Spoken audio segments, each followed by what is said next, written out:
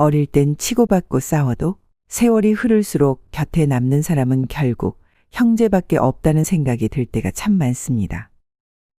하지만 가깝다는 이유로 서로에게 씻을 수 없는 상처를 남기는 것이 또 형제자매이기도 하죠. 그래서 오늘은 형제자매에게 절대 말하면 안 되는 4가지 비밀에 대해 이야기 나눠보려고 합니다. 특히 첫 번째는 한순간에 관계 전체가 틀어질 수 있으니 꼭 주의하시길 바랍니다. 이 주제가 마음에 드신다면 구독과 좋아요 한 번씩 부탁드립니다. 그리고 영상을 보시면서 혹시 내가 이런 말을 한 적이 있나 싶으신 부분이 있다면 댓글로도 공유해 주세요. 많은 분들에게 위안이 될 수 있을 거예요.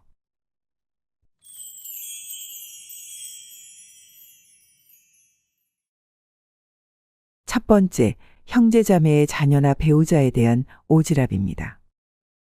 내가 아는 좋은 학원 있는데 부모가 이런 건 적극적으로 알아봐야 돼. 재수 씨가 맞벌이라 바쁘다 보니까 애들 간식을 맨날 사 먹이더라고. 요즘 식품 첨가물 몸에 진짜 안 좋다던데. 그래서 우리 애들은 다 제가 직접 만들어 먹여요.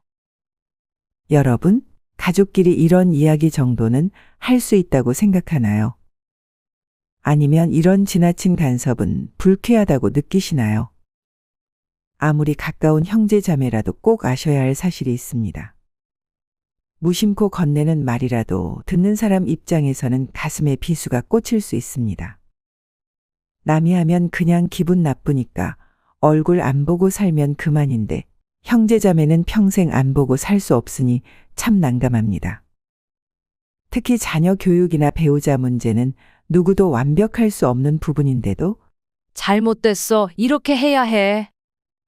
라고 지적하듯 말하면 마치 내가 부모 노릇을 잘못하고 있다고 지적하는 것 같아서 가까운 형제자매라도 기분이 나쁠 수 있습니다. 이런 문제가 생기는 이유는 크게 2가지 착각 때문입니다. 첫째, 형제자매라서 이 정도면 괜찮겠지 하는 과도한 친밀감에 대한 착각입니다. 둘째, 본인이 정답이라고 확신하는 착각 때문입니다. 먼저 첫 번째, 친밀감에 대한 착각은 어릴 때부터 함께 자란 사이니까 거리낌 없이 내 속마음과 생각을 전부 다 말해도 된다고 생각하는 겁니다. 하지만 문제는 결혼을 하면 각자의 가정을 꾸렸기 때문에 나와 동일시 여기면 안 됩니다. 특히 자녀 교육이나 살림 문제는 살아온 환경, 각 집안의 사정에 따라 다를 수밖에 없습니다. 그런데 이를 친한 사이라고 평가하거나 간섭하는 것은 형제자매가 그간 살아온 시간과 노력을 아예 무시하는 일이 될 수 있습니다. 2번째는 내 방식이 정답이라고 믿는 착각 때문입니다. 우리 애는 이렇게 키워서 성공했으니 너희도 이렇게 해봐. 내가 더 아는 게 많아. 니도 이렇게 해봐. 하는 마음으로 자신의 경험을 무조건적인 정답인 것처럼 강요하는 거죠. 물론 좋은 마음에서 하는 조언이지만 이런 말을 계속 듣다 보면 듣는 사람 입장에서는 부담을 느낄 수 있습니다. 또 언제 저런 말 나오겠지 하는 생각이 무의식적으로 들면서 얼굴 보기도 어색해질 수 있습니다. 형제자매 지간에 얼굴 보기 어색해지는 사이가 되는 건 그 누구도 원치 않으시잖아요. 그럼 어떻게 해야 할까요? 방법은 의외로 간단합니다. 내가 아는 좋은 학원이 있는데 한번 소개시켜 줄까? 우리 아이들은 이렇게 키워봤는데 혹시 필요하면 이야기해. 내가 이렇게 도와줄 수 있으니 필요하면 연락해 정도로 조심스럽게 제안하는 정도면 충분합니다. 상대방이 원할 때까지 오지랖은 부리지 마세요. 내 방식이 최고고 너는 내 동생이니까 내 말을 믿고 그냥 해 라는 식으로 접근하면 안 됩니다. 특히 뭐가 잘못되었다, 누구는 능력이 부족하다고 가족을 직접적으로 평가하거나 비판하면 아무리 좋은 의도라도 상처가 될 수밖에 없습니다. 평생의 동반자인 형제자매에게 괜히 참견해서 평생의 의리가 깨질 수 있습니다. 각자의 가정에는 각자의 사정이 있고 각자의 방식이 있다는 걸 그냥 인정해 주는 게 현명합니다. 두 번째로 정치 이야기는 가급적 안 하는 게 좋습니다. 같은 시대에 같은 지역에서 살아온 형제자매니까 정치 성향도 비슷하지 않을까 하는 마음에 무심코 자신의 의견을 펼치는 형제들이 있습니다. 하지만 요즘은 전혀 그렇지 않습니다. 언론이나 유튜브 그리고 주변 환경이 달라지면서 같이 자란 형제자매라도 정치적 견해가 극단적으로 다를 수 있습니다. 특히 요즘 같은 시국엔 정치 이야기가 굉장히 뜨겁습니다. 각자 지지하는 후보가 있고 상대방은 또 다른 시각을 갖고 있고 한 번 말이 나오면 절대 짧게 끝나지 않죠. 열띤 정치 토론이 정상적으로 끝나면 좋겠지만 대부분 감정 싸움이 되기 쉽습니다. 가족이니까 더 격렬해지고 화가 풀리지 않고 오래 갑니다. 정치적 성향은 자기가 살아온 가치관, 세계관과도 밀접하기 때문에 맞닥뜨리는 순간 너 왜 그렇게 몰라주냐? 라는 생각에 평생 응어리가 생길 수 있습니다. 왜 이런 문제가 발생할까요? 이 역시 앞서 말한 무조건 내 말이 맞다는 착각과도 관련이 있습니다. 사람이라면 누구나 자신이 옳다고 믿는 정치적 의견이 있잖아요. 내가 옳고 상대가 틀렸다고 단정해버리면 대화의 여지가 사라집니다. 이럴 때 해결 방법은 그냥 정치 이야기를 아예 꺼내지 않는 것이 좋습니다. 정치 얘기가 나오려고 하면 가볍게 다른 화제로 전환하는 거죠. 정 꼭 해야겠다면 아, 그래? 그런 입장도 있구나. 나는 조금 다르게 보긴 하는데. 최대한 순화된 표현을 쓰고 길게 파고들지 않는 게 최선입니다. 늦은 나이에 정치, 종교, 돈 이야기가 들어가면 형제자매라도 극적으로 틀어지는 경우가 많으니 굳이 위험을 감수할 필요가 없습니다. 철학자 쇼펜하우어도 이런 말을 했습니다. 모든 진실이 반드시 모든 입에서 똑같이 나올 필요는 없다. 진실과 생각은 다양합니다. 굳이 서로 맞출 필요도 없고 억지로 설득할 필요도 없습니다.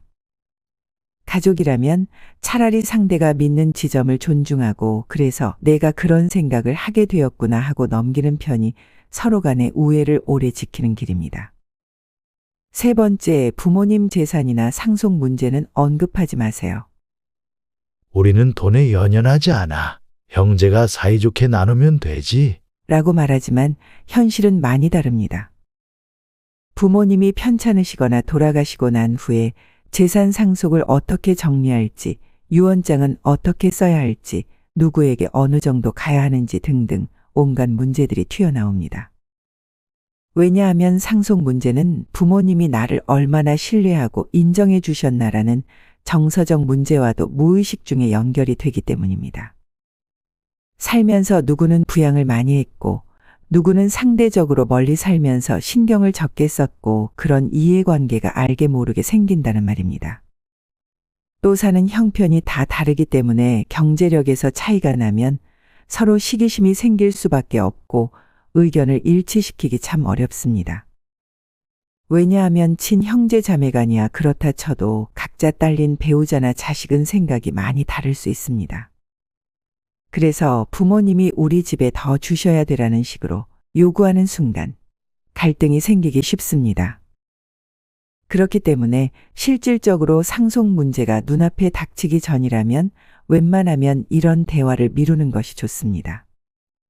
가능하다면 부모님이 살아계실 때 공증 혹은 명확한 문서를 마련해 두세요. 또는 부모님이 직접 자녀들에게 의사를 알리고 합의하는 절차를 챙기도록 권하는 편이 가장 현명하죠. 형제자매끼리 사전 상의를 하려 해도 부모님 뜻이 최우선이고 우리 모두 부모님 의사를 존중해드리자라는 어떤 원칙을 세워놓아야 합니다. 그렇지 않고 누가 먼저 아니, 사실은 우리 집이 어렵거든. 이런 식으로 말을 꺼내면 서로 눈살을 찌푸리게 되고 감정의 골만 더 깊어집니다. 한번 틀어지면 자식들끼리 유산 상속 때문에 대판 싸워 결국 평생 얼굴도 안 보고 사는 경우 심심찮게 보셨을 겁니다. 형제자매가 돈 문제로 등을 돌리는 순간 다시 복원되기는 너무도 어렵습니다. 이왕이면 부모님 유산 문제는 서로가 심사숙고해서 최소한 말로 상처 주는 일만큼은 피하시기를 권해드립니다. 네 번째, 다 너를 위한 말이라며 비수를 꽂는 말입니다. 여러분, 팩트 폭격이라는 말 들어보셨나요? 너 아직도 그 모양이냐? 너 그거 안 될 줄 알았어. 내가 말했지. 너 못한다고. 이런 말들은 형제자매 사이에 겉으론 장난처럼 주고받기도 하지만 사실은 깊은 상처가 됩니다. 왜 이런 일이 생기는 걸까요? 이 역시 가족이니까 막말해도 된다라는 착각 때문입니다. 하지만 아무리 가족이라도 상대가 실패했거나 아픈 부분을 날카롭게 지적하면 그 감정의 상처는 다른 누구에게 들었을 때보다 더 크게 남습니다. 여러분 한번 생각해 보세요. 이 말을 내가 직장 동료에게 할 수 있을까? 혹은 처음 만난 사람에게 할 수 있을까? 대부분은 절대 하지 못할 말들을 형제자매에겐 서슴없이 내뱉곤 하죠. 오히려 가족이기 때문에 더 예의 있게, 더 조심스럽게 말해야 하는데 말입니다.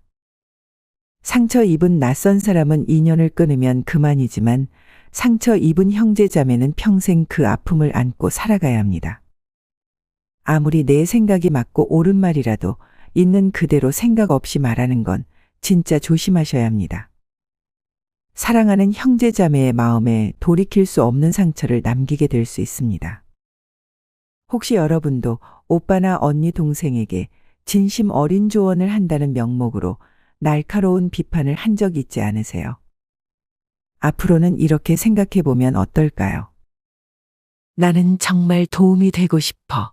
하지만 상대가 원하지 않는다면 한 발 물러서자. 이런 작은 마음가짐의 변화만으로도 우리의 형제자매 관계는 한결 따뜻해질 수 있습니다. 평생을 함께할 혈육인데 서로의 마음의 생채기를 내면서까지 조언할 필요는 없겠죠? 퇴계 이황 선생님은 이렇게 말씀하셨습니다. 가족 간에도 지켜야 할 말의 선이 있다. 가족이니까 뭐든 말해도 된다는 착각, 내 방식이 정답이라는 착각, 형제자매는 영원히 변치 않을 거라는 착각. 형제자매 관계는 늘 가까우면서도 때론 위험할 수 있는 모순을 안고 있습니다. 한 번 무심코 던진 말이 평생 아쉬움과 후회로 남을 수 있고 한 번의 지나친 간섭이 가족 간 불화의 씨앗이 될 수도 있습니다. 반대로 한 번의 경청과 공감이 서로를 이해하고 더 단단해지는 기회가 될 수 있습니다. 여러분의 형제자매와는 어떠신가요? 혹시 오늘 이야기를 들으면서 아, 나도 이런 적이 있었지 하고 떠오르는 기억이 있다면 댓글로 함께 나눠주세요. 여러분의 경험이 다른 분들께는 소중한 깨달음이 될 수 있습니다. 오늘도 끝까지 들어주셔서 감사합니다. 앞으로도 여러분의 인생에 도움이 되는 따뜻한 이야기로 찾아뵙겠습니다. 구독과 좋아요, 알림 설정도 잊지 마세요. 조그만 응원이 더 좋은 콘텐츠를 만드는 힘이 됩니다. 감사합니다.